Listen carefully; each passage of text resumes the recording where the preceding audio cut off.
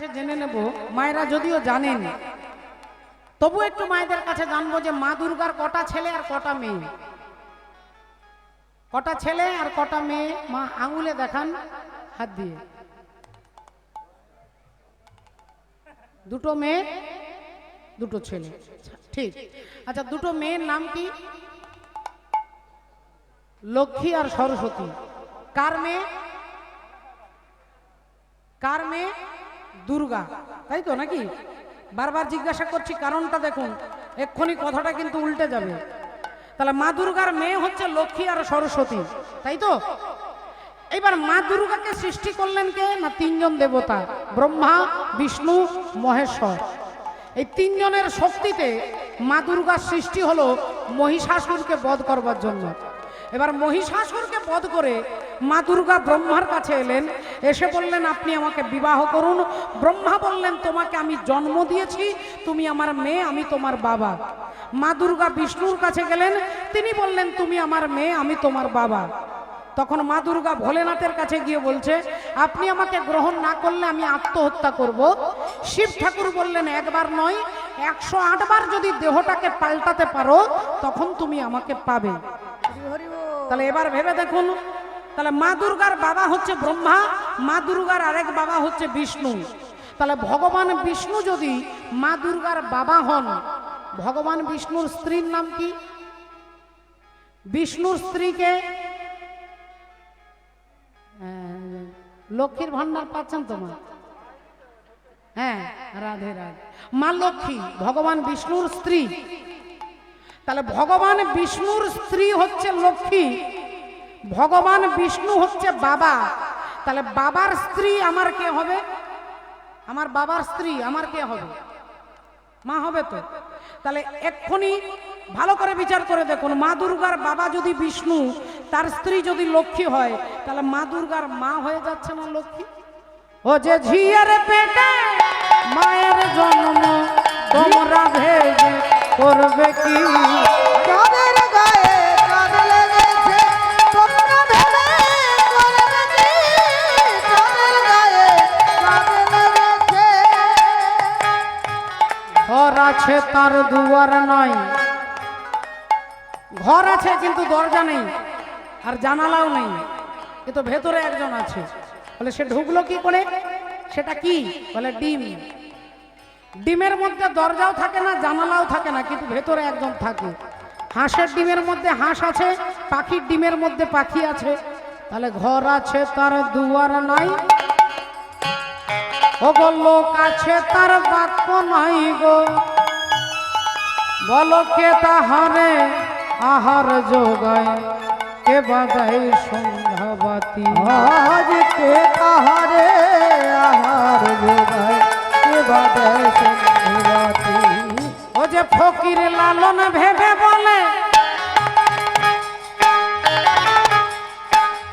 ও গো ছেলে মরে মাকে ছুলে গো,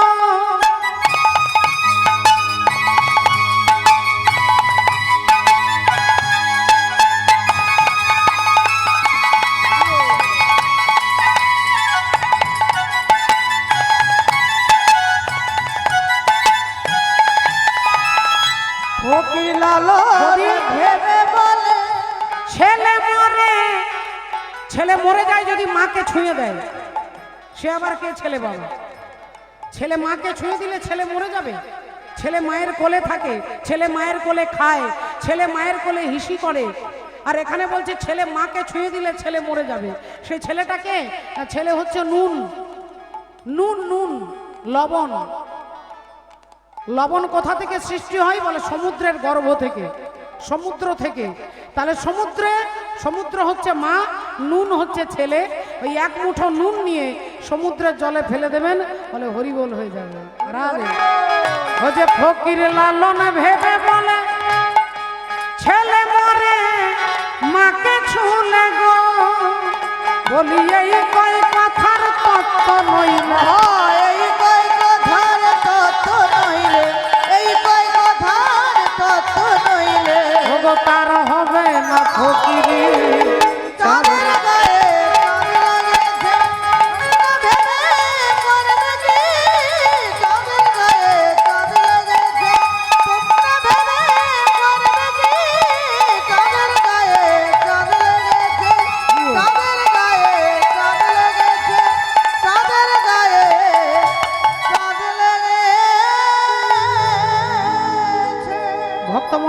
ভক্তিমতী মায়েরা, আজকে যখনই মা দুর্গা মা সতী গিয়ে শিব ঠাকুরের বাম দিকে বসতে যাবে, অমনি বাবা ভোলেনাথ আসনটাকে চেঞ্জ করে দিলেন। তাহলে স্বামীর বাম দিকে থাকে স্ত্রী, স্বামীর ডান দিকে থাকে মা, স্বামীর ডান দিকে কাকিমা, জেঠিমা, ভাইজি, ভাগ্নি, সব ডান দিকে, একমাত্র বাঁ দিকে থাকবে স্ত্রী। তাহলে বাঁ দিকের আসনটাকে চেঞ্জ করে ডান দিকে করলেন কেন? না, শিব ঠাকুর বললেন আমার গুরু হচ্ছে রাম, রামের স্ত্রী হচ্ছে আমার গুরু মা, আর সেই সীতার রূপ তুমি ধারণ করেছো, আজ থেকে তুমি স্ত্রীর মর্যাদা পাবে না, আজ থেকে তুমি মাতৃ মর্যাদা পাবে। তাই আসনটাকে চেঞ্জ করে ডান দিকে করে দিলেন।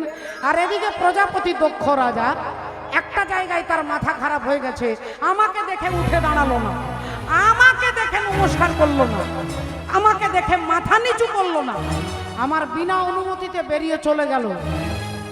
এখন তিনি চিন্তা করছে কি করা যায়, কি করব কি করব। আর এমন সময় আসছেন কে? নারায়ণ নারায়ণ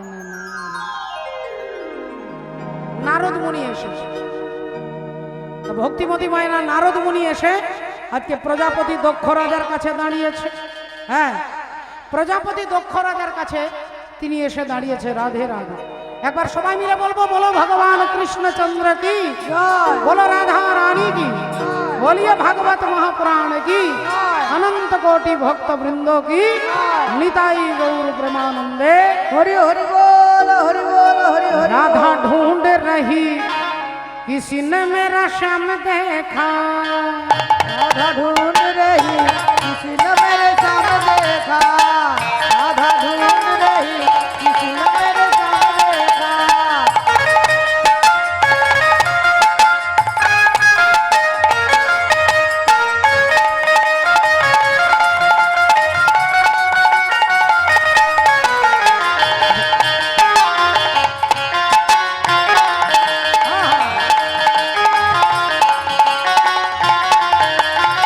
श्याम देखा घन श्याम देखा, श्याम देखा घन श्याम देखा, श्याम देखा घन श्याम देखा, श्याम देखा घन श्याम देखा। राधा ढूंढ रही किसी ने मेरा श्याम देखा, राधा ढूंढ रही किसी ने मेरे श्याम देखा।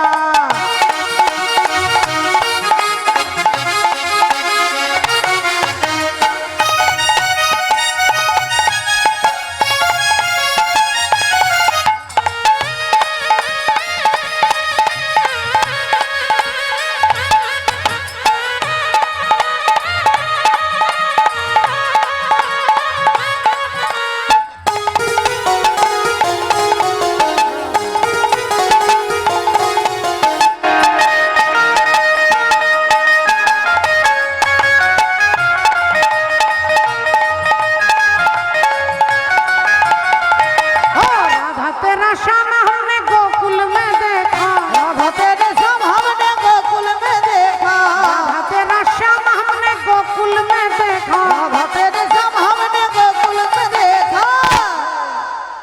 गैया चराते हुए ओ राधा तेरा, ओ राधा तेरा, ओ राधा तेरा उलझन। राधा ढूंढ रही किसी ने मेरे श्याम देखा, राधा ढूंढ रही किसी ने मेरे श्याम देखा, राधा ढूंढ रही किसी ने मेरे श्याम देखा, राधा ढूंढ रही किसी ने मेरे श्याम देखा, राधा ढूंढ रही किसी ने मेरे श्याम देखा। দেবর্ষি নারদ প্রজাপতি দক্ষ রাজার কাছে এসে বলছে, কি ব্যাপার, আপনার মুখটা বাংলার পাঁচের মতো হয়ে গেছে কেন, শুকিয়ে গেছে, একটা চিন্তার মধ্যে আছেন নাকি? প্রজাপতি দক্ষ রাজা বলছে, আর বলবেন না, আর বলবেন না, আমার ওই জামাই আছে না ভাঙড় ভোলা, ওই যে শিব, ওই যে মূর্খ অভদ্র, ভৃগুমুনির যজ্ঞে আমি গিয়েছিলাম, আমাকে দেখে সবাই উঠে দাঁড়ালো, আমাকে দেখে সবাই প্রণাম করলো, কিন্তু আমার জামাই আমাকে দেখে উঠেও দাঁড়ালো না, আর নমস্কারও করলো না, আর মাথাটা নিচুও করলো না। তা নারদ মুনি বললেন, একটা কাজ করুন তাহলে, আপনাকে যখন অপমান করেছে আপনিও একটা যজ্ঞ করুন, যজ্ঞে সবাইকে নেমন্তন্ন করবেন, শিব ঠাকুরকে বাদ দিয়ে দেবেন। আপনিও যজ্ঞ করবেন, যজ্ঞে সবাইকে ডাকবেন, শিব ঠাকুরকে বাদ দিয়ে দেবেন। এখন দক্ষ রাজা ভাবছে, তাহলে নারদ মুনি আমার দলের লোক, আমার দলের হয়ে কথা বলছে, আর নারদ মুনি বলছে আজকে আমি মিথ্যেও বলবো না আর আজকে আমি সত্যিও বলবো না, আমি না সত্যি বলবো না মিথ্যে বলবো। বলে ব্যাপারটা কিরকম? সত্যিও নয় আর মিথ্যেও নয়, সেটা কিরকম? বলে দুই ভাই মা, রামু আর শামু, দুই ভাই মেলা দেখতে গেছে। এখন সারা বিকেল মেলা ঘুরছে, বিভিন্ন রকমের দোকানদানি দেখছে, সব জায়গা ঘুরতে ঘুরতে প্রচন্ড খিদে পেয়েছে দুজনে। তার শামু হচ্ছে ছোট ভাই, দাদাকে বলছে রামুকে, ও দাদা দেখো না পকেটে কোনো টাকা আছে নাকি? দাদা বললেন ভাই আমার পকেট একবারে খালি, 1 টাকাও নেই। তা তোর কাছে নেই? শামু বললেন দাদা আমার কাছেও 1 টাকাও নেই। তাহলে কি করব, খিদে পেয়েছে। ভাই বলল তাহলে চলো দাদা ঘরে গিয়ে মুড়ি খাবো। দাদা বলছে মুড়ি খাবো না, ওই দেখ দোকানে গরম জিলিপি ভাজা হচ্ছে, ওই জিলিপি খাবো চল। ভাই বলল দাদা পকেটে টাকা নেই আর জিলিপি খেলে মার খেতে হবে না? দাদা বলছে চল না বিনে পয়সায় খাবো। ভাই বলল দাদা আমার মার খাওয়ার ইচ্ছে নেই, তুমি যাও। এখন ভাই দূরে দাঁড়িয়ে আছে আর দাদা গেছে বিনা পয়সায় দোকানে জিলিপি খেতে। দোকানদারকে বলছে দাদা জিলিপি কত? বলে 25 টাকায় 250। তা দেন তো দাদা, একটু দাঁড়াদাঁড়ি দেবেন, খুব খিদে পেয়েছে। এখন ঠোঙার মধ্যে গরম 250 জিলিপি দিয়েছে, দাদার হাতে দিয়েছে। এখন রামু খাচ্ছে আর মাঝে মাঝে ভাইকে দেখাচ্ছে যে দেখ বিনে পয়সায় খাচ্ছি, দেখ বিনে পয়সায় খাচ্ছি। এখন ভাই মনে মনে চিন্তা করছে খিদে তো আমারও পাচ্ছে, তাহলে দাদা যদি বিনে পয়সায় খায় দাদার যা হবে আমারও তাই হবে। এখন 10 মিনিট পরে শামু চলে এসেছে, এসে দোকানদারকে বলছে দাদা জিলিপি কত? 225 টাকা। দাদা আমাকে দেন তো, তাড়াতাড়ি দেন তো। এখন তাকেও একটা ঠোঙাতে দিয়েছে। এবার রামুর খাওয়া আগে হয়ে গেছে, আর রামু হাত ধুয়ে ভাবছে তাড়াতাড়ি দোকান থেকে বেরিয়ে চলে যাব। আর যেই দোকান থেকে বেরোতে যাবে উনি দোকানদার দেখে চিৎকার করে ডাকছে, যে বলে জিলিপি খেয়ে হাত ধুয়ে বেরিয়ে যাচ্ছেন, পয়সাটা দেবে কে? আর রামু বললেন হ্যাঁ তাই তো, খুব মারাত্মক ভুল করছিলাম, আমি তো আপনাকে 30 টাকা দিয়েছি, 5 টাকা ফেরত দেন। 25 টাকা কেটে 5 টাকা ফেরত দেন। দোকানদার বললেন আপনি আমাকে পয়সা দিয়েছেন? বলে ই মা, আরে আমি আপনাকে 3টে 10 টাকার নোট দিলাম, আপনি 5 টাকা ফেরত দেন? দোকানদার বলছে দেখুন আপনি মিথ্যে কথা বলবেন না, আমার মেজাজ গরম করে দেবেন না। এই দুজনের মধ্যে তর্ক হচ্ছে, এর মধ্যে শামুর খাওয়া হয়ে গেছে। সে হাতটা ধুয়ে ভাবছে এবার আমি কি বলবো। এখন শামু রাধে রাধে হাতটা ধুয়ে রুমাল বার করে মুছছে হাতের মধ্যে, আর এদিকে দোকানদার শামুকে দেখছে, ও দাদা এদিকে আসুন, দাদা এদিকে আসুন, দাদা। দাদা গো আপনি তো পরে এসেছেন, তা আপনি দেখেছেন যে এ আমাকে পয়সা দিয়েছে? এই লোকটা আমাকে পয়সা দিয়েছে যে বলছে 30 টাকা দিয়েছি। শামু বললেন আপনার সমস্যার সমাধান আমি পরে করব, আগে আমার 5 টাকাটা মনে আছে তো নাকি? আমার 5 টাকা মনে আছে তো না? আমাকেও সেই একই কেসে ঢুকিয়ে দেবেন, আমাকে ওর মতো বলবেন যে আমিও দিইনি। দোকানদার মাথা চুলকাচ্ছে আর ভাবছে যদি আমি বলি এও দেয়নি এও দেয়নি তাহলে পাবলিক আমাকে বিশ্বাস করবে না। তাড়াতাড়ি বলছে হ্যাঁ আপনারটা মনে আছে, আপনি আমাকে 30 টাকা দিয়েছেন, এই নিন 5 টাকা ফেরত দিন। 5 টাকাটা পকেটে রেখেছে। এবার দোকানদার বলছে বলুন তো দাদা এই লোকটা এ কি আমাকে 30 টাকা দিয়েছে? শামু বলছে মা কালীর দিব্যি করে বলছি যেমন আমি দিয়েছি তেমনি উনিও দিয়েছেন। যেমন আমি দিয়েছি মানে আমিও দিইনি আর উনিও দেননি, যেমন আমি দিয়েছি তেমনি উনি দিয়েছেন। তাহলে এটা মিথ্যেও নয় আবার এটা সত্যিও নয়।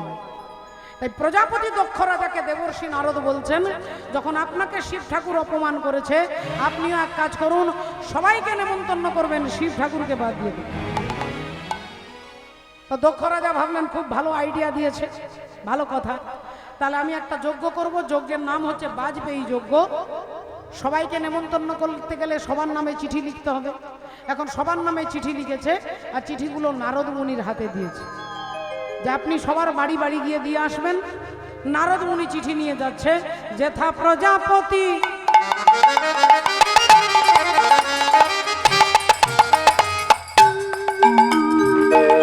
চলিলেন তথি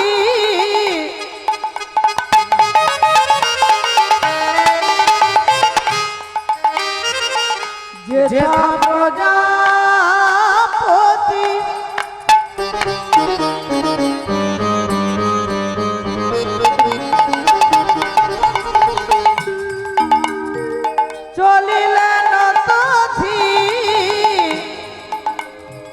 বিনা যন্ত্র করে লইয়া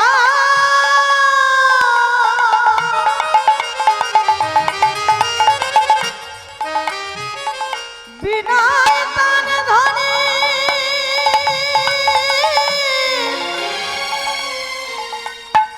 সবে মুগ্ধ করি বহু পথে চলে ধাইয়া বিনায় তান ধনে সবে মুগ্ধ করি বহু পথে চলে ধাইয়া আজ বিনায় তান ধনে সবে মুগ্ধ করি বহু পথে চলে ধাইয়া বলি হরি হরি হরি বলে হরি হরি হরি বলে হরি হরি হরি বলে হরি হরি হরি বলে মুখ ভেসে যায় নয়ন জলে হরি হরি হরি বলে মুখ ভেসে যায় নয়ন জলে নিতাই গৌর বন্দে মুখ ভেসে যায় নয়ন জলে হা কৃষ্ণ গোবিন্দ বলে নয়ন জলে হা কৃষ্ণ গোবিন্দ বলে মুখ ভেসে যায় নয়ন জলে সদাই হরি হরি হরি বলে বহু পথে চলে ধাই নারদ মুনি একে একে সবার ঘরে চিঠি পৌঁছে দিলেন, সবার ঘরে ঘরে চিঠি পৌঁছে দিলেন।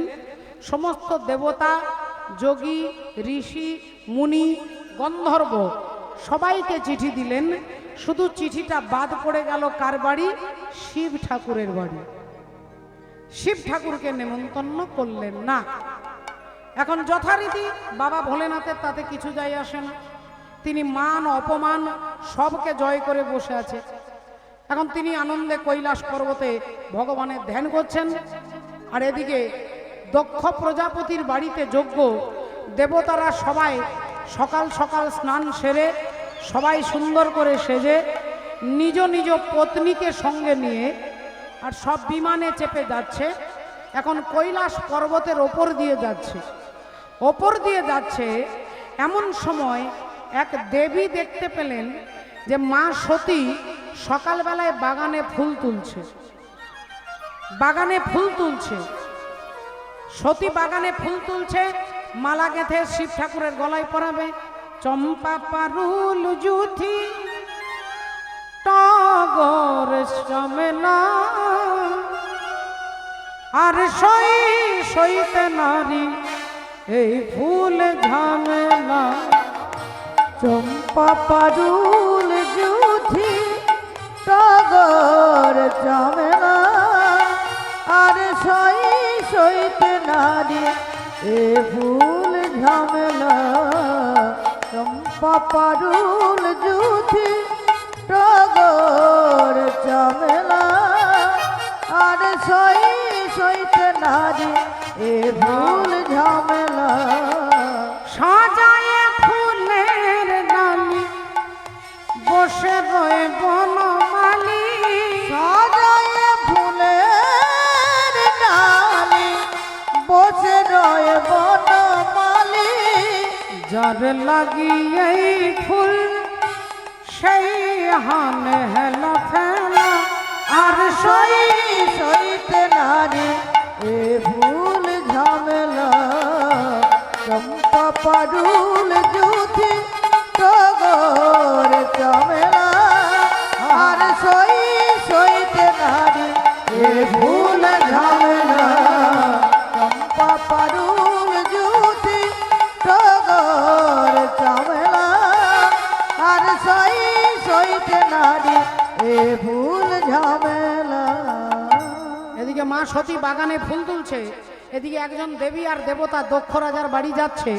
হঠাৎ সেই দেবী বলে উঠলো, কিরে এই সতী, আরে এই এখনো বাগানে ফুল তুলছিস? তুই তোর বাবার বাড়ি যাসনি? এখনো চুল আঁচড়াসনি? এখনো কাপড় পরিসনি? কি করছিস তুই? মা সতী চমকে গেলেন, কেন আমার বাবার বাড়িতে কি হচ্ছে? দেবী বললেন, আরে তোর বাবার বাড়িতে বিরাট বড় যজ্ঞ হচ্ছে, সবাইকে নেমন্তন্ন করেছে। কেন তুই জানিস না? মা সতী বললেন, আমার স্বামী জানে আমাকে বলতে ভুলে গেছে, তোমরা যাও, আমি একটুক্ষণ পরেই যাচ্ছি। এই বলে সতী তাড়াতাড়ি ফুল এনে ভোলেনাথের চরণে দিয়েছে। এইবার ভোলেনাথকে জিজ্ঞাসা করছে, আচ্ছা স্বামী, একটা কথা বলবো। কি কথা? বলছি আমার বাবার বাড়িতে নাকি বিরাট বড় যজ্ঞ হচ্ছে, আপনি জানেন? সতী বললেন, হ্যাঁ। হরি বল। ভোলেনাথ বললেন, হ্যাঁ জানি। তাহলে আপনি আগে বলেননি কেন? আপনি যদি কালকেও আমাকে বলতেন, আমি ব্যাগ ট্যাগ গুছিয়ে রাখতাম। এখন আমি ব্যাগ গোছাবো, সোজা যাব বাপের বাড়ি, দেরি হয়ে যাবে না? ভোলেনাথ বললেন, দেখো সতী, তোমার বাবার বাড়িতে যজ্ঞ হচ্ছে, যজ্ঞের সবাইকে নেমন্তন্ন করেছে, কিন্তু তোমার বাবা তোমাকে আর আমাকে এই দুজনকে বাদ দিয়ে দিয়েছে।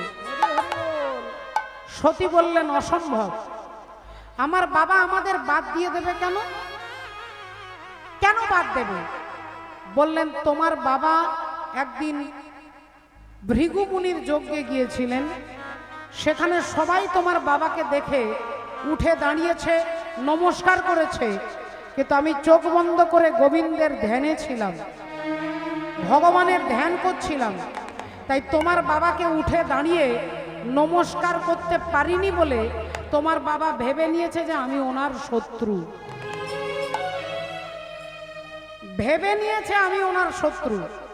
আমি কিন্তু কোনো শত্রুতা করিনি, আমি চোখ বন্ধ করে ধ্যানের মধ্যে ছিলাম। তোমার বাবা ভেবে নিল যে আমি ওনার বড় শত্রু, তাই আমাকেও বাদ দিয়ে দিয়েছে আর তোমাকেও বাদ দিয়ে দিয়েছে। সতী বলে উঠলেন, অসম্ভব, আমার বাবা কখনো আমাকে বাদ দিতে পারে না। আচ্ছা আচ্ছা স্বামী, একটা কথা বলবো, যদি আমার বাবা ভুলে যায়, যদি নেমন্তন্ন করতে আপনাকে ভুলে যায়, তাহলে কি যাওয়া যাবে না?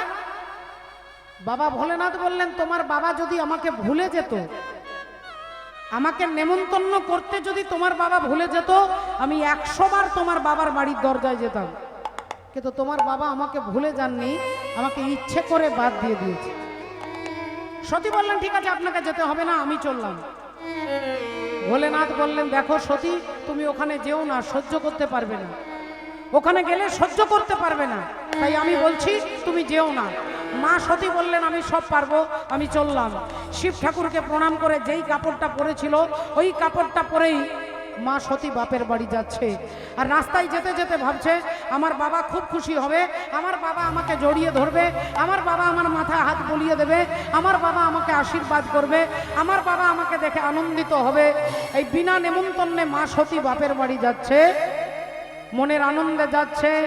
এত গয়না বেটি কোথায় পেলি গয়না,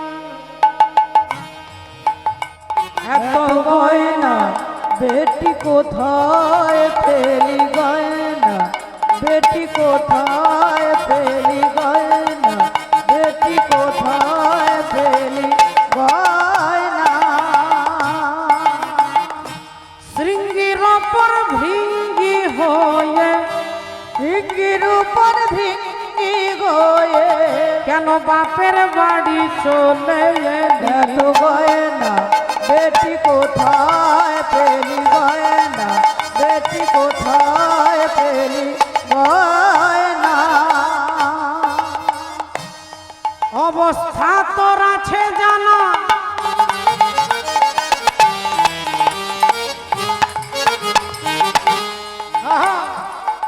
আর ভাতের ওপর নুন জোটে না, অবস্থা তোর আছে জানা,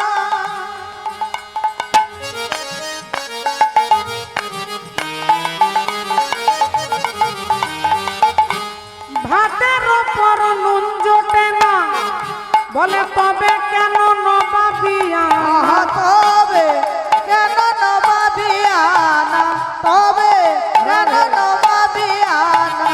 ওমা পরে বেনারসি ছেলি গয়না বেটি কোথায় পেলি গয়না, বেটি কোথায় পেলি গয়না, বেটি কোথায় পেলি গয়না।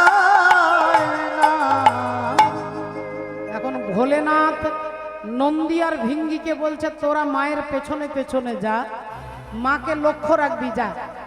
নন্দী ভিঙ্গি মায়ের পেছনে যাচ্ছে আর মা আসছে ছুটতে ছুটতে, ওই ঘরের কাপড়টা পরে আসছে, চুল আঁচড়ানো নেই, গয়না গাটি নেই, একটা সামান্য কাপড় পরে মা সতী বাপের বাড়ির দরজায় এসেছে। দক্ষ রাজার 60খানা মেয়ে বাবা, 60খানা মেয়ে গুনে দেখুন মা, অদিতি, দিতি, অবিশ্বা, কাশ্যা, ক্রোধবসা, শৈলা, তাম্রা, পিড়ি, দনু, মুনি, সুরক্ষা, শরমা, কদ্রু, কলাবতী, কলা, কাষ্ঠা, কন্দলি, কালিকা, কলহপ্রিয়া, প্লমচা, রাসনা, সুকি, ভীষণা, ভূষণা, শ্রদ্ধা, লক্ষ্মী, ধৃতি, তুষ্টি, মতি, স্মৃতি, বসু, শান্তি, অশ্বিনী, ধরণী, কীর্তিকা, রোহিণী, মৃগশিরা, আদ্রা, পুনর্বসু, পুষ্যা, অশ্লেষা, মঘা, পূর্ব ফাল্গুনী, উত্তর ফাল্গুনী, হস্তা, চিত্রা, সাথী, বিশাখা, অনুরাধা, জ্যেষ্ঠা, মূলা, পূর্ব ভাদ্রপদ, উত্তর ভাদ্রপদ, শ্রবণা, ধনিষ্ঠা, শতভিষা, রেবতী, পূর্বষাঢ়া, উত্তরষাঢ়া আর সতী। হরি হরি বল। এখন 60টা মেয়ের মধ্যে 59টা মেয়েকে নেমন্তন্ন করেছে, তারা দামি কাপড় পরেছে, দামি গয়না পরেছে, আর মা সতী ওই ছেঁড়া কাপড়টা পরে তার মায়ের কাছে এসে গলাটা জড়িয়ে ধরে মা আর মেয়ের মধ্যে অনেক কথা হলো। এমন সময় সতী তার মাকে জিজ্ঞাসা করছে, মা বাবা কোথায়? না তোর বাবা যা প্যান্ডেলে বসে আছে, যজ্ঞ শুরু হয়ে যাবে, যা মা যা, তাড়াতাড়ি তোর বাবার সঙ্গে দেখা করবি যা। আর অমনি সতী ছুটে আসছে, বাবার সঙ্গে দেখা করবে, বাবাকে জড়িয়ে ধরবে, বাবা আনন্দে আশীর্বাদ করবে। এরকম ভাবতে ভাবতে প্যান্ডেলের ভেতরে একটা পা আর প্যান্ডেলের বাইরে একটা পা, যেই এসেছে মা সতী, অমনি প্রজাপতি দক্ষ রাজা আঙুলটা তুলে বলে উঠলো, ওই দেখো চলে এসেছে, ওই দেখো চলে এসেছে। বিনা নিমন্ত্রণে চলে এসেছে। এখানে ভালো মন্দ খাবে, এখানে দান দক্ষিণা নেবে, এখানে গয়নাগাটি নিয়ে যাবে, এখানে তার স্বামীর জন্য খাবার নিয়ে যাবে, তাই বিনা নিমন্ত্রণে চলে এসেছে। এই কথা যেই মা সতী শুনছে, সতীর মাথায় যেন বজ্রাঘাত হচ্ছে। মা সতী ভেবেছিলেন বাবা খুব খুশি হবে, বাবা তাকে জড়িয়ে ধরবে, বাবা তার মাথায় হাত বুলিয়ে দেবে। মা সতী কানতে কানতে বলে উঠল, বাবা গো, হরি হরি বল। বাবা আমি তোমার বাড়িতে খাওয়ার জন্য আসিনি বাবা, তোমার বাড়িতে খাওয়ার জন্য আসিনি বাবা, আমি এসেছি তোমার কাছে জানতে, তোমার কাছে জানতে এসেছি, যেখানে সবাইকে তুমি নেমন্তন্ন করেছো, সেখানে আমার স্বামীকে কেন বাদ দিয়ে দিয়েছো? আমার স্বামীকে কেন বাদ দিয়ে দিয়েছো বাবা?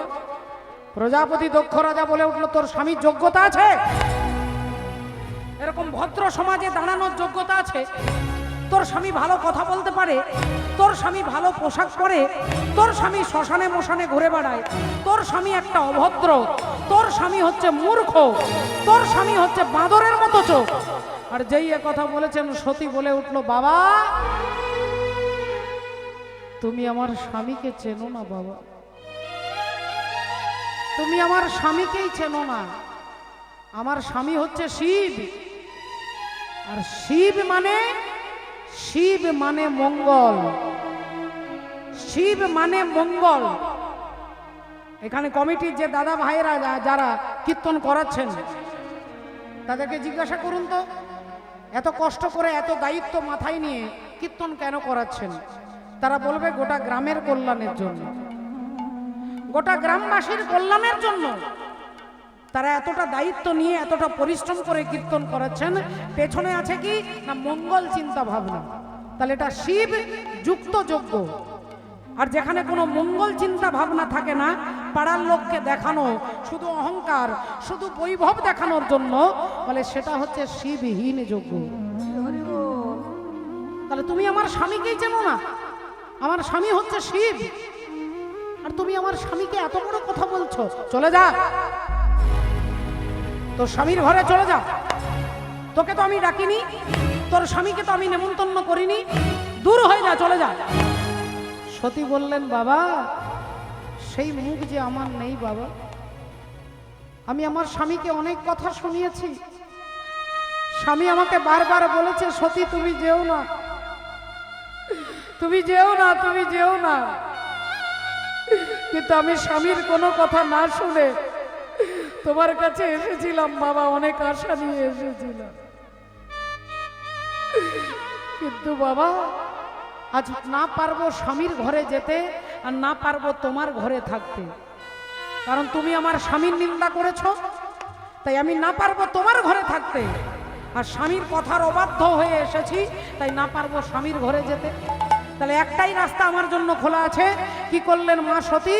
না শিব শিব বলতে বলতে আগুনের মধ্যে ঝাঁপ দিয়েছে। আজ শিব নিন্দা শুনে সতী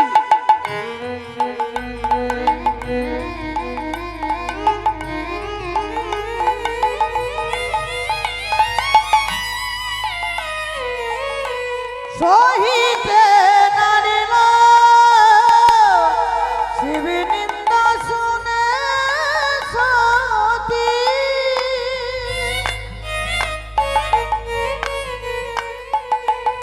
সহিতে নারিল যজ্ঞ কুণ্ডে গিয়ে মাতা আগুনে ঝাঁপ দিল।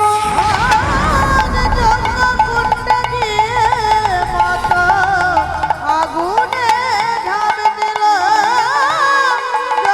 কুণ্ডে গিয়ে মাতা আগুনে ঝাঁপ দিল। শিব শিব শিব শিব বলতে বলতে মা সতী আগুনের মধ্যে ঝাঁপ দিচ্ছেন। আর যেই আগুনে ঝাঁপ দিয়েছে সতী দেহত্যাগ করেছেন। যারা যজ্ঞের অনুষ্ঠানে এসেছিল, কেউ চমকে গেল, কেউ থমকে গেল, কেউ মাথায় হাত দিল, কেউ বুকে হাত দিল, কেউ হাহাকার করে উঠল।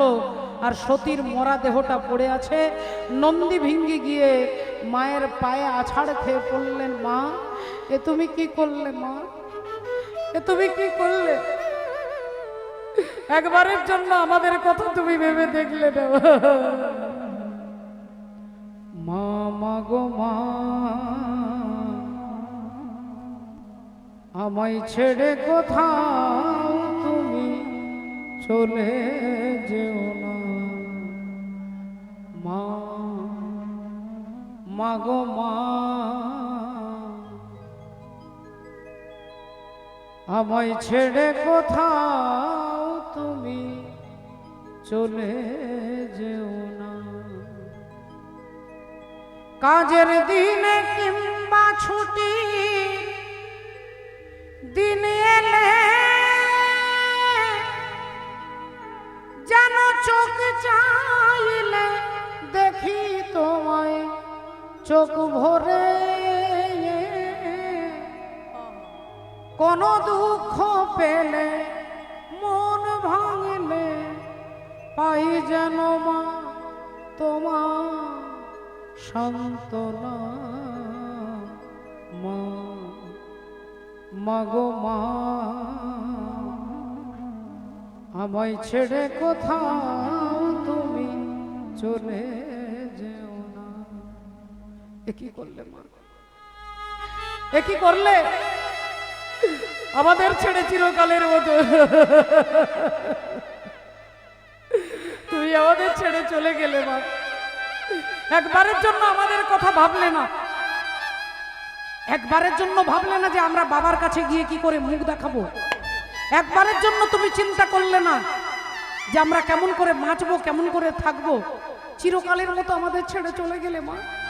নন্দী ভিঙ্গি ছুটতে ছুটতে যাচ্ছে, কখনো পড়ে যাচ্ছে, কখনো অজ্ঞান হয়ে যাচ্ছে, আবার ছুটছে, আবার বাবা ভোলেনাথের কাছে যাচ্ছে। আর এদিকে ভোলেনাথ প্রসন্ন বদনে আনন্দ চিত্তে ত্রিশূলটা মাটিতে গেঁথে কৈলাস পর্বতের ওপরে বসে ভগবানের নাম জপ করছেন। কৈলাস পর্বতে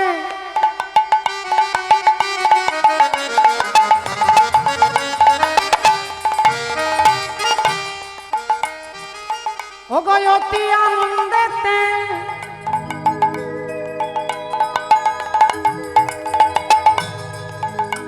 আজি কৈলাস পর্বতে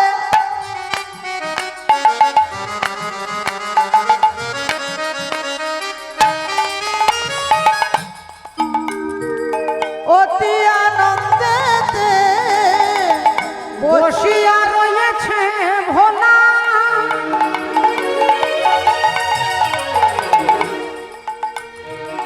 ভোলার মুখে রাম নাম জপে অবিরাম, আর করে জপে জপমালা। ভোলার মুখে রাম নাম জপে অবিরাম, করে জপে জপমালা। মুখে রাম নাম জপে অবিরাম, করে জপে জপমালা। ওগো হরি হরি হরি বলে, হরি হরি হরি বলে, ও যে নারদ চলে হেলে দুলে, হরি হরি হরি বলে, নারদ চলে হেলে দুলে, হরি হরি হরি বলে, ও যে নারদ চলে হেলে দুলে, হরি হরি হরি বলে, নারদ চলে হেলে দুলে। হরে কৃষ্ণ হরি বলে, নারদ চলে হেলে দুলে। হরে কৃষ্ণ হরি বলে, নারদ চলে হেলে দুলে। হরি হরি হরি বলে। বাবা ভোলেনাথ কৈলাস পর্বতের উপরে বসে ভগবানের নাম জপ করছেন, আর নন্দী ভিঙ্গি ছুটে এসে বাবার পায়ে আছাড় খেয়ে পড়েছে। বাবা অমনি বললেন, কিরে তোরা একা এলি যে? নন্দী, তোদের মা কোথায়? নন্দী হাত জোড় করে বলছেন, বাবা মা আর কোনোদিন আসবে না বাবা, মা আর কোনোদিন আসবে না। কেন, কি হয়েছে? আপনার শ্বশুর মশাই আপনার নিন্দা করছিল, আর মা সহ্য করতে না পেরে আগুনে ঝাঁপ দিয়ে আত্মহত্যা করে। যেই বলেছে আগুনে ঝাঁপ দিয়ে আত্মহত্যা করেছে, অমনি বাবা ভোলেনাথ সোজা উঠে দাঁড়ালেন, আর বাঁ হাতটা দিয়ে মাথা থেকে একটা জটা ছেড়ে নিলেন, আর ওই জটাটা মাটিতে ফেলে দিয়ে যেই ফেলে দিয়েছে, অমনি এক অসুর সৃষ্টি হয়েছিল। আর সেই অসুর হাত জোড় করে বাবাকে প্রণাম করছে, বলছে, বাবা আমার নাম কি? না, তোর নাম হচ্ছে বীরভদ্র। বাবা আমার কাজটা কি? তুমি আমাকে সৃষ্টি করলে কেন? বলে, প্রজাপতি দক্ষ রাজা যে অহংকারের যজ্ঞ করছে, ওই যজ্ঞ ভূমিটাকে নষ্ট করে দে, যা যজ্ঞটাকে পণ্ড করে দে, নষ্ট করে দে। ভক্তমণ্ডলী ভক্তিমতী মায়েরা সঙ্গে সঙ্গে বীরভদ্র সঙ্গে নিয়েছে কাদেরকে? ভূত প্রেত ডাকিনী শাকিনী ব্রহ্মদৈত্যী স্কন্দ কাটা সবাইকে নিয়ে যাচ্ছে আজকে দক্ষ রাজার যজ্ঞটাকে নষ্ট করবে। তাই আগে যাই বীরভদ্র পিছে ভূতগণ, আগে যায় বীরভদ্র পিছে ভূতগণ, চলে যায়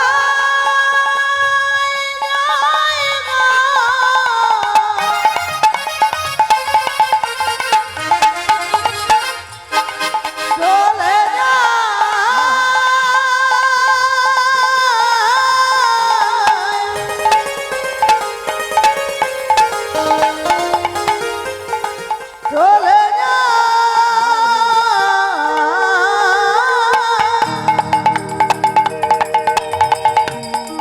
চলে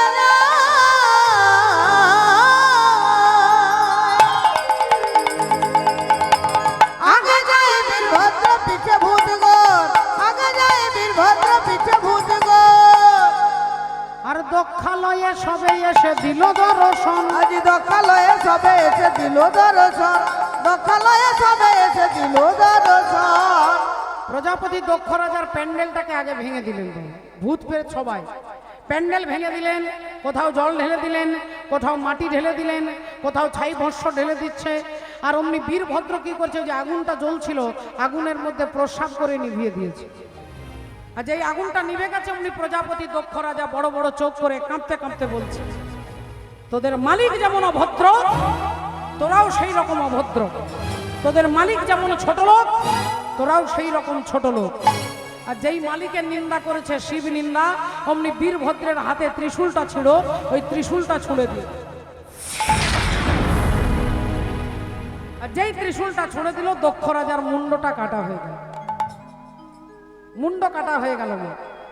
মুন্ডটা কোথায় পড়লো কেউ দেখতে পাচ্ছে না, ধড়টা পড়লো সবার সামনে। ছটফট ছটফট করছে, কেউ কোনো কথা বলতে পারছে না, ভয়ে সব চুপ। কেউ লুকিয়ে আছে টেবিলের তলায়, কেউ দরজার কোণে, সব লুকিয়ে আছে, সবাই চুপ, কেউ কোনো কথা বলছে না। এমন সময়ে দক্ষ রাজা এসে চিৎকার করে হরি বল। দক্ষ রাজার মুন্ড কেটে দিয়েছে, মুন্ড কোনখানে চলে গেছে, ধড় পড়ে আছে, কেউ কোনো কথা বলছে না। দক্ষ রাজার স্ত্রী মা প্রসূতি দেবী, প্রসূতি দেবী দেখলেন আমার স্বামী অপরাধ করেছে, বৈষ্ণব নিন্দা করেছে। শিব হচ্ছে জগতের সর্বশ্রেষ্ঠ বৈষ্ণব, আর সেই বৈষ্ণবের নিন্দা করেছে, তাহলে আমার স্বামী সেই মহাপাপে আজকে তার মুন্ড কাটা হয়ে গেছে। তাহলে এই মুহূর্তে কেউ আমার স্বামীকে বাঁচাতে পারবে না, একমাত্র ভোলেনাথই পারবে। তাই ছুটে যাচ্ছেন শাশুড়ি মাতা ভোলেনাথের কাছে। রাধে রাধে। ভোলেনাথের কাছে যাচ্ছেন ভক্তমণ্ডলী, ভক্তিমতী মায়ের। আর ছুটতে ছুটতে কানতে কানতে এসেই ভোলে বাবার চরণে আছাড় খেয়ে পড়েছে। চিৎকার করে বলে উঠলেন, হে ভোলেনাথ, তুমি আমার স্বামীকে ক্ষমা করে দাও, আমার স্বামীকে ক্ষমা করে দাও, ক্ষমা করে দাও। আমি জানি আমার স্বামী অন্যায় করেছে, আমি জানি আমার স্বামী অপরাধ করেছে, কিন্তু তুমি তো ভোলেনাথ, তুমি তো আশুতোষ, অল্পেই সন্তুষ্ট হয়ে যাও। অন্যান্য দেবতাদের পুজোতে কত লক্ষ টাকা খরচা হয়, কিন্তু শিব ঠাকুরের পুজোতে তাহলে মাথায় জল ঢেলে দিন, তিনি তাতেই খুশি। শিব ঠাকুরের মতো অন্য কোনো দেবতা এত তাড়াতাড়ি সন্তুষ্ট হন না, তাই তার নামই হচ্ছে আশুতোষ। আশু মানে তাড়াতাড়ি, তোষ মানে সন্তুষ্ট। মাত্র 21 দিন নমঃ শিবায় নমঃ শিবায় নমঃ শিবায় বলে একজন অসুর শিব ঠাকুরের কৃপা পেয়েছে। শিব ঠাকুর এসে দাঁড়িয়েছে, বাবা ভোলেনাথ এসে দাঁড়িয়েছে, আর এসেই বলছে, ওই অসুরকে বলছে, তার নাম বৃকাসুর। বৃকাসুরকে বলছে, বল তুই কি চাস? বৃকাসুর বললেন, বাবা আমাকে অমর করে দেন, আমাকে অমর করে দেন। ভোলেনাথ বললেন, না এটা তো দিতে পারবো না বাবা, তুই অন্য কিছু চেয়ে নে, অন্য কিছু চেয়ে নে আর কি। বৃকাসুর বললেন, ঠিক আছে বাবা, তুমি আমাকে আশীর্বাদ দাও, আমি যার মাথায় হাত দেবো সেই যেন পুড়ে ছাই হয়ে যায়। এখন ভোলেনাথ কোনো বিচার করলেন না, নেগেটিভ পজিটিভ কিছুই দেখলেন না, সঙ্গে সঙ্গে বলে দিচ্ছে তথাস্তু, তাই হবে। আর বলে দিয়ে যে বাবা ভোলেনাথ বেরিয়ে যাচ্ছে, অমনি বৃকাসুর বলল, দাঁড়াও ঠাকুর, দাঁড়াও দাঁড়াও, তুমি যে আমাকে আশীর্বাদ দিলে যার মাথায় হাত দেব সেই পুড়ে ছাই হয়ে যাবে, এটা সত্যি না মিথ্যে দেখতে গেলে আগে তোমার মাথায় হাত দিয়ে টেস্ট করে দেখবে।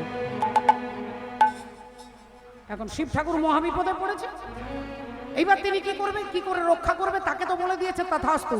এইবার ভোলেনাথ ছুটছে, ব্রহ্মাকে বলছে আমাকে বাঁচাও। ব্রহ্মা আড়াল থেকে বলছে, তুমি মাওবাদীর পাল্লায় পড়ে গেছো, তোমাকে বাঁচানো যাবে না।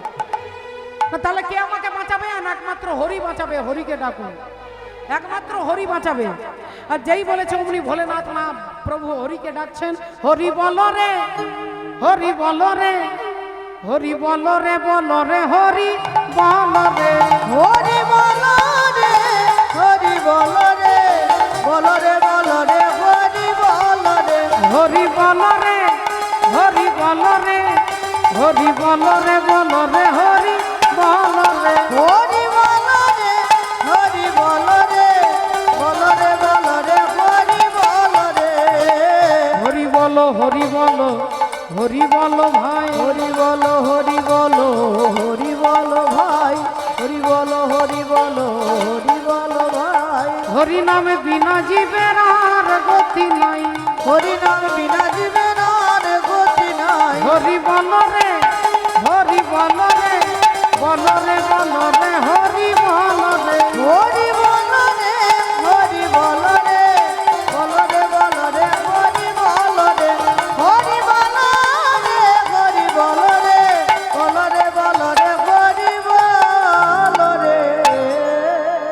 এখন মাগো, ও মা, ভগবান হরি শিব ঠাকুরকে রক্ষা করবার জন্য ব্রাহ্মণ সেজে আসছে। এদিক থেকে ভগবান আসছে, এদিক থেকে শিব ঠাকুর ছুটছে, চোখে চোখে ইশারা করে বলছে, আমার পেছনে দাঁড়িয়ে যাও, পেছনে। এখন ভোলেনাথ গিয়ে হরির পেছনে দাঁড়িয়েছে, আর বৃকাসুর অমনি ভগবান হরিকে বলছে, এই যে ব্রাহ্মণ ঠাকুর আপনি সরে যান, আপনার পেছনে যিনি আছেন আমি তার মাথায় হাত দিয়ে পরীক্ষা করব। তিনি আমাকে আশীর্বাদ দিয়েছে যার মাথায় হাত দেব সেই নাকি পুড়ে ছাই হয়ে যাবে। তা ভগবান হরি বললেন, এত কষ্ট করার তো দরকার নেই, এত ছোটা দৌড়া করেও লাভ নেই। তুমি যদি পরীক্ষাই করতে চাও তা তুমি নিজের মাথায় হাত দাও না বাবু। বৃকাসুর বলছে, ও আপনি কি ভেবেছেন আমি বুঝি কমপ্লেন খাই না? আমার বুঝি বুদ্ধি শুদ্ধি কিছু নেই, আমি নিজের মাথায় হাত দেবো, যদি নিজেই পুড়ে ছাই হয়ে যায়। ভগবান হরি বললেন, ঠিক আছে, আপনি সরাসরি মাথায় হাত দেবেন না, হাতটা মাথার ওপরে রাখুন। মাথার ওপরে হাতটা রাখলে যদি মাথাটা গরম হয় তাহলে জানবেন আশীর্বাদ ঠিক আছে, আর যদি গরম না হয় তাহলে জানবেন এনার আশীর্বাদ কোনো কাজে লাগবে না। বৃকাসুর দেখলেন আইডিয়া খারাপ নয়, ঠিক আছে, মাথার উপরে হাতটা রেখেছে। দেখুন গরম লাগছে। বৃকাসুর বললেন, আগে না, একটুও গরম লাগছে না। তাহলে হাতটা আর একটু নামান, মনে হয় উঁচু বেশি হয়ে গেছে, এবার রাখুন। এবার দেখুন মাথা গরম হচ্ছে, এবার কিন্তু মাথা গরম হয়ে যাওয়ার কথা, গরম হচ্ছে। বৃকাসুর বললেন, গরম হচ্ছে না তো। আচ্ছা আরেকটু হাতটা নামান, এবার নামিয়েছি, দেখুন এবার গরম হচ্ছে, এবার কিন্তু গরম হয়ে যাওয়ার কথা। বৃকাসুর বলছে, না এখনো হচ্ছে না। ভগবান হরি বলছে, তাহলে আপনি চিন্তা করবেন না, এরকম আপনার মতো আশীর্বাদ 2-10 জনকে আরো দেওয়া আছে, এনার আশীর্বাদ কাজে লাগবে না, আপনি হাত দিয়ে দেন। আর যেই বৃকাসুর মাথায় হাত দিয়েছে অমনি পুড়ে ছাই হয়ে গেছে, হরি বল হয়ে গেছে, পুড়ে গেছে। এই তখন ভগবান হরি শিব ঠাকুরকে বলছে, এবার যখন আশীর্বাদ দেবে একটু ভাবনা চিন্তা করে দেবে। রাধে রাধে। তা সেই বাবা ভোলেনাথের পায়ে ধরে শাশুড়ি মাতা বলছে যে আপনি আমার স্বামীকে ক্ষমা করে দিন, আমাকে আমাকে আপনি বিধবা করবেন না, আমার স্বামীকে আপনি বাঁচিয়ে দিন, আমার স্বামীকে আপনি রক্ষা করুন। বাবা ভোলেনাথ বললেন, ঠিক আছে, আপনি কান্নাকাটি করবেন না, আমি আপনার স্বামীকে বাঁচিয়ে দেওয়ার ব্যবস্থা করছি। দেবতাদেরকে বলছে, এই যে এনার মুন্ডটা হিমালয় পর্বতের পাদদেশে পড়ে আছে, মুন্ডটা এনে দিন, আমি আমার শ্বশুর মশাইকে বাঁচিয়ে দেব। দেবতারা একসঙ্গে বলছে, যে মুখে আপনার নিন্দা করেছে সেই মুন্ডটা আমরা ফেরত দেব না, যে মুখ দিয়ে শিব নিন্দা করেছে সেই মুখটা আমরা ফেরত দেব না। তাহলে আমি যে শাশুড়িকে কথা দিয়েছি ওনার স্বামীকে বাঁচিয়ে দেব। দেবতারা বললেন, আপনি কিছু একটা ব্যবস্থা করুন। শিব ঠাকুর আর কি করবে, শ্বশুর মশাইয়ের কাঁধের ওপরে একটা ছাগলের মুন্ড বসিয়ে দিয়েছে, একটা ছাগলের মাথা বসিয়ে দিয়েছে। আচ্ছা ওটা হাতির মাথা বসাতে পারতাম, ওটা বাঘের মাথা, সিংহের মাথা, হরিণের মাথা, ছাগলের মাথা বসিয়ে দিলেন কেন মা? একটু ভালো করে ভেবে বলুন, ছাগল কিরকম ডাকে? ছাগল কিরকম ডাকে মা? সবাই কিন্তু জানেন, আমিও জানি, আমি দেখালে আপনারা বলবেন চৈতালি ছাগল। ছাগল কিরকম? হ্যাঁ দেখান, হরি বল, ম্যা ম্যা ম্যা করে তো নাকি, ম্যা ম্যা, হ্যাঁ ম্যা ম্যা ম্যা ম্যা ম্যা। ম্যা মানে কি? ম্যা মানে আমি, ম্যা মানে আমি। আর অহংকারী ব্যক্তি যারা, তারা আমি ভাষাটাই বেশি বলে।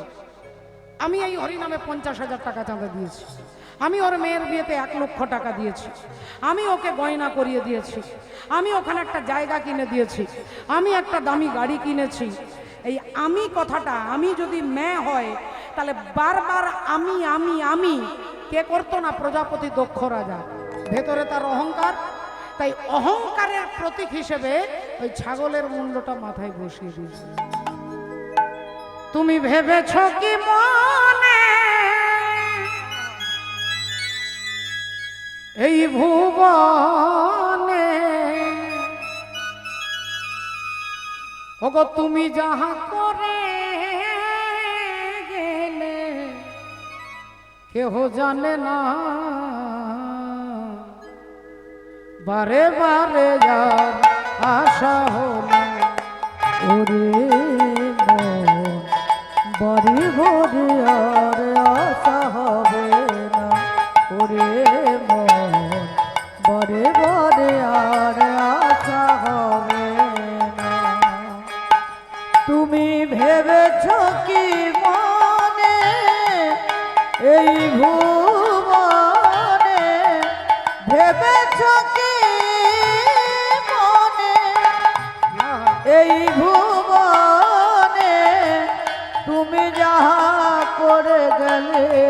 কেহ জানে না ভরে ভরে আর আশা হবে না ওরে মন ভরে ভরে আর আশা হবে না ওগো তুমি যাহা করে গেলে আসিয়া হে ভাই চিত্রগুপ্ত লিখিয়া রাখিলেন খাতায়